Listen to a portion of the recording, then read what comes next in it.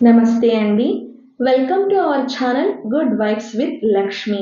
శ్రీ విష్ణు సహస్రనామ స్తోత్రాన్ని 21 రోజుల్లో నేర్చుకోవాలి అని అనుకున్నాం కదా. ఈరోజు 15వ రోజు. ఇందులో భాగంగా పూర్వాంగంలోని 10వ శ్లోకం నుండి 22వ శ్లోకం వరకు నేర్చుకుందాము. ధర్మరాజు అడిగిన 6 ప్రశ్నలకి భీష్మాచార్యుల వారు సమాధానం ఇలా చెప్తున్నారు. దేవదేవుడు, అనంతుడు, జగత్ప్రభువు, పురుషోత్తముడు అయిన శ్రీ మహావిష్ణువు యొక్క సహస్రనామాలని అనునిత్యము పఠించాలి అని చెబుతున్నారు. పూర్వాంగంలోని 10వ శ్లోకం. శ్రీ భీష్మ ఉవాచ జగత్ప్రభున్ దేవదేవం అనంతం పురుషోత్తమం స్తువన్నామ సహస్రేణ పురుషస్ సతతోత్థితః. శ్రీ భీష్మ ఉవాచ జగత్ప్రభున్ దేవదేవం అనంతం పురుషోత్తమం స్తువన్నామ సహస్రేణ పురుషస్ సతతోత్థితః. పూర్వాంగంలోని 11వ శ్లోకం. తమేవ చార్చయన్నిత్యం భక్త్యా పురుషమవ్యయం ధ్యాయన్ స్తువన్నమస్యంశ్చ యజమానస్తమేవ చ. తమేవ చార్చయన్నిత్యం భక్త్యా పురుషమవ్యయం ధ్యాయన్ స్తువన్నమస్యంశ్చ యజమానస్తమేవ చ. పూర్వాంగంలోని 12వ శ్లోకం. అనాది నిధనం విష్ణుం సర్వలోక మహేశ్వరం లోకాధ్యక్షం స్తువన్నిత్యం సర్వ దుఃఖాతిగో భవేత్.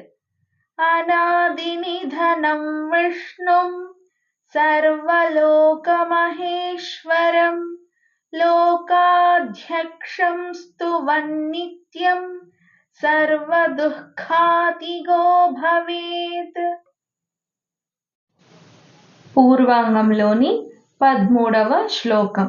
బ్రహ్మణ్యం సర్వధర్మజ్ఞం లోకానాం కీర్తివర్ధనం లోకనాథం మహద్భూతం సర్వభూత భవోద్భవం. బ్రహ్మణ్యం సర్వధర్మజ్ఞం లోకానాం కీర్తివర్ధనం లోకనాథం మహద్భూతం సర్వభూత భవోద్భవం. పూర్వాంగంలోని 14వ శ్లోకం. ఏష మే సర్వధర్మాణాం ధర్మోధికతమో మతః యద్భక్త్యా పుండరీకాక్షం స్తవైరర్చేన్నరః సదా. ఏష మే సర్వధర్మాణాం ధర్మోధికతమో మతః యద్భక్త్యా పుండరీకాక్షం స్తవైరర్చేన్నరః సదా. పూర్వాంగంలోని 15వ శ్లోకం. పరమయ్యో మహత్తేజః పరమయ్యో మహత్తపః పరమయ్యో మహద్బ్రహ్మ పరమయ్యః పరాయణం. పరమయ్యో మహత్తేజః పరమయ్యో మహత్తపః పరమయ్యో మహద్బ్రహ్మ పరమయ్యః పరాయణం. పూర్వాంగంలోని 16వ శ్లోకం. పవిత్రాణాం పవిత్రయ్యో मङ्गलानाञ्च मङ्गलम् दैवतन् देवतानाञ्च भूतानायो व्ययः पिता पवित्राणां पवित्रय्यो मङ्गलानाञ्च मङ्गलम् दैवतन् देवतानाञ्च భూతానాయో వ్యయః పితా. పూర్వాంగంలోని 17వ శ్లోకం. యతః సర్వాణి భూతాని భవంత్యాది యుగాగమే యస్మింశ్చ ప్రళయం యాంతి పునరేవ యుగక్షయే. యతః సర్వాణి భూతాని భవంత్యాది యుగాగమే యస్మింశ్చ ప్రళయం యాంతి పునరేవ యుగక్షయే. పూర్వాంగంలోని 18వ శ్లోకం. తస్య లోక ప్రధానస్య జగన్నాథస్య భూపతే విష్ణోర్నామ సహస్రం మే శృణు పాపభయాపహం. తస్య లోక ప్రధానస్య జగన్నాథస్య భూపతే విష్ణోర్నామ సహస్రం మే శృణు పాపభయాపహం. పూర్వాంగంలోని 19వ శ్లోకం. యాని నామాని గౌణాని విఖ్యాతాని మహాత్మనః ఋషిభిః పరిగీతాని తాని వక్ష్యామి భూతయే.